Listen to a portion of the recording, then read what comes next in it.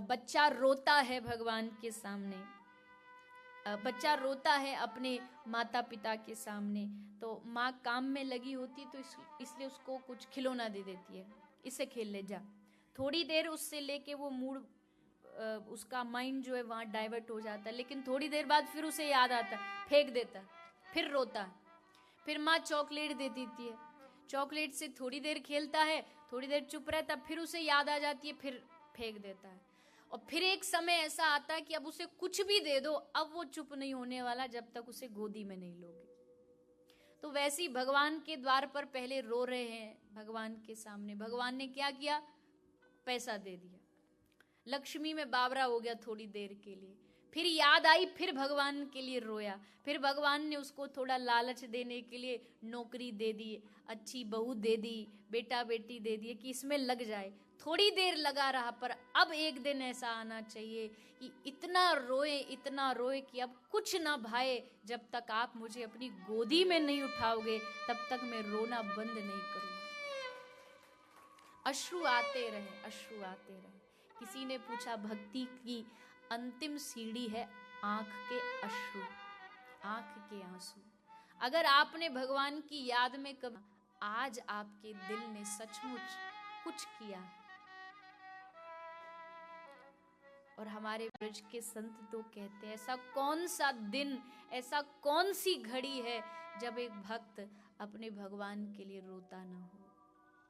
गोपियों की आंख के अश्रु बहते बहते बहते पूरा ब्रज का जल खारा हो गया। आपको लगेगा ये बातें बस बनाई हुई हैं, बनाई हुई नहीं है। जो सच्चे दिल से प्रभु से प्रेम करते हैं उनसे पूछिए जा करके।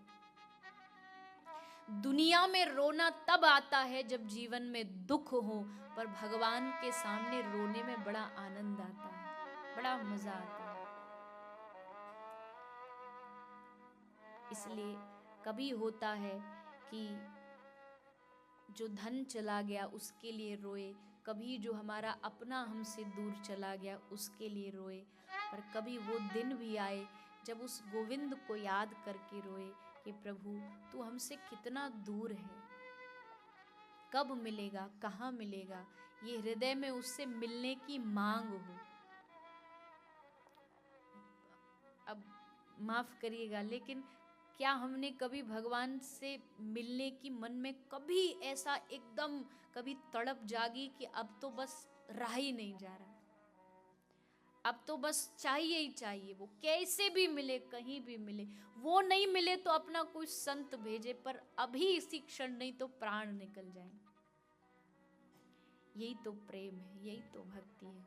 ये आएगी कैसे? बोले धीरे धीरे संतों के चरणों से लगे रहो। संतों में जैसे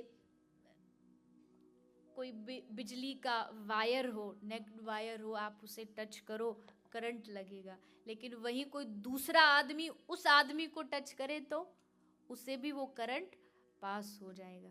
संत महापुरुष कृष्ण नाम में रमे हुए हैं, आप बस उनके चरणों को पकड़े रहो, एक ना एक दिन उनकी भक्ति का करंट आप में भी जरूर आ जाएगा।